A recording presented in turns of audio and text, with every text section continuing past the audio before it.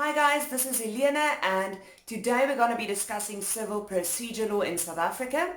This is the first of 3 videos, and in these videos we're going to be handling the pre-litigation, litigation and post-litigation steps of the civil procedure.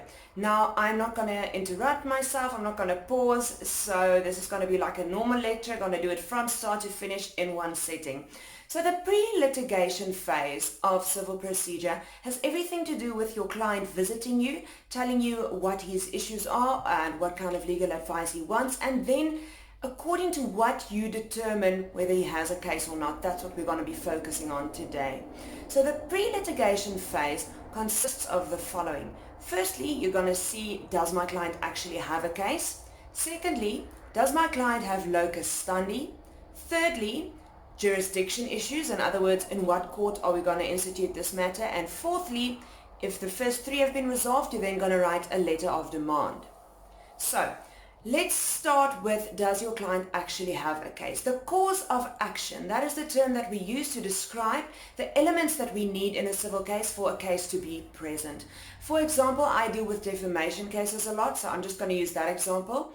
There are elements that must exist before I can institute a defamation case. Firstly, there must be publication of a statement that refers to the defendant, to the plaintiff, and thirdly, that statement that refers to the plaintiff must lead people to question his reputation or to think less of him.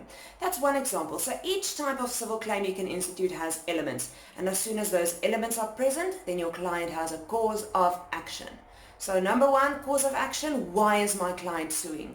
And are the elements of this certain delict or breach of contract or whatever the cause of action may be, are those elements present? Okay, secondly, we're going to look at locus standi. Locus standi means, do you have standing in the court where you're going to want to be tackling this issue? So a plaintiff will have locus standi, firstly, if he is the right person to be dealing with this matter. For example, if someone drives into my brother's car, I cannot go and be the plaintiff and institute a damages claim on his behalf. He must be the plaintiff. If my company is sued, then they should sue the legal entity, in other words, the company, and not me. So that's your first question when dealing with locus standi is this the right person to be in the position of the plaintiff? Secondly, does this person have the mental capacity to be a plaintiff? Now, when you have mental capacity, it just means that you can understand the legal process and you can participate in it. There are only 4 categories of people who cannot participate. Those are minors, insolvents, prodigals, and then fourthly, those who have been declared insane or unable to handle their own affairs. Let's quickly discuss these. Okay, so minors are not able to act as plaintiffs because they are below the age of 18. And then prodigals are people who have been declared prodigals because they spend their money very recklessly and to such an extent that they cannot handle their own affairs. Insolvent persons can also not litigate, nor can those who have been declared mentally unfit. So if your client is the right person in connection with this case, the right person to sue, and secondly has capacity, then your client has locus standi. So we can then move on to the third consideration, which is jurisdiction. In which court is my client going to tackle this issue? Now, when you look at jurisdiction, you should firstly note some limitations. In a district court, you can only claim for up to 200,000 Rand in damages. In a regional court, you can claim for up to 400,000 Rand in damages. And if the damages exceed 400,000 Rand, you're looking at a high court case. So we have those limitations on the different courts that you can utilize. Then also take note of the following. A magistrate's court, in other words, a district or regional court, cannot deal with will and testament issues and can also not deal with issues that affect a person's legal standing. In other words, if you don't think that someone is able to conduct their own affairs anymore, you can't go to the magistrate court, you must go to the high court. Same if you want to, for example, dispute a will and testament. Now with that in the background, we're going to see how do I determine which court I should sue in. And there are a few elements that we consider in that regard. The plaintiff is called dominus litis. That means the plaintiff is the person who starts the whole legal process, the person who sues. And dominus litis has the right to determine in which court these proceedings are going to be heard. How do we determine that? Firstly, we look at the plaintiff's address, business address or personal address, or where he has property. He can, according to that, he can elect a court. Secondly, we're going to look at the cause of action. Where did the thing happen that led to this litigation? So let's say we had a car crash in Johannesburg, and although I live in Pretoria, I can still then institute action in Johannesburg because the cause of action was there. Also, we're going to look at places where the plaintiff might have immovable property. If you have immovable property in an area, then you can institute legal action in a court in that area.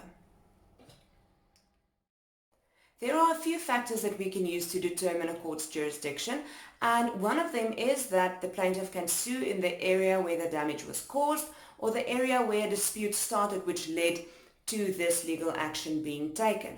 Now, apart from those two, the area where the damage occurred and the area where the dispute may have started, the plaintiff can also determine the court in accordance with where the defendant lives or where the defendant has immovable property or where the defendant works. So you can use the defendant's work address or living address or where the defendant has immovable property to determine which court we're going to be using. Why is that? That's because there's a rule that says the plaintiff follows the defendant.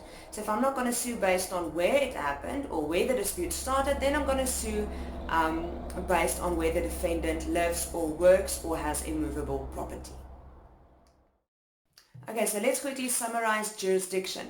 I can choose the jurisdiction as the plaintiff based on where the damage arose or where the dispute started, as well as based on where the defendant lives, his living address, his work address, or where the defendant has immovable property. I must also keep in mind that claims of 0 to 200,000 Rand are typically heard in the district court, can only be heard in the district court. When it goes up to 400,000 Rand, it's the regional court, and claims above 400,000 Rand will be held in the High Court. Lastly, we're going to look at a letter of demand. Before we do that, let's quickly recap. So your client walks into your office. The first thing you're going to ask him is, what is your cause of action? What is it that you want to claim and why? Secondly, you're going to look at locus standi. Is this the right person to be the plaintiff? And does this person have the capacity to act as the plaintiff? Thirdly, you're going to look at jurisdiction. That means you're going to figure out in which court you are going to institute legal action. Once you've made this decision, a letter of demand usually follows. Now, a letter of demand is a letter stating who your client is, confirming that you are representing your client, stating what your client's cause of action is, what the claim is, giving details about why the client is suing. The plaintiff wants to sue the defendant or wants to demand something from the defendant, and then the demand, of course. So let's put this into a practical scenario. You bumped my car in Johannesburg, and we all reside in the Witwatersrand area. That's also where the damage occurred. So I'm going to write you a letter and say, you bumped my car, you owe me money. If you do not pay up within a certain amount of days, I'm going to continue with legal action. So letter of demand is not really part of the litigation process. It precedes it. Okay, because remember, this video is all about pre-litigation. So in the letter, you're going to say, this is my lawyer has the right to represent me, or you as the attorney will say that. You'll say what your client's case is, why he's claiming, what his damages were, why he holds the defendant responsible, how much he wants, and until when the defendant has to pay, for example. Now, it isn't always monetary compensation that they want. Sometimes, once again, I'm going to use the defamation example. Sometimes people write a letter of demand and simply want an apology, and then say, if you don't give me the apology, then I'm going to take you to court. So that is how the process of pre-litigation concludes, is with a letter of demand. I'm just going to recap those elements. Just give me a second. I have my notes with me here because civil procedure is not the easiest thing in the world. In fact, it is quite tricky. Okay, so the purpose of the demand is to inform the defendant that 1, a particular legal representative acts on behalf of the plaintiff.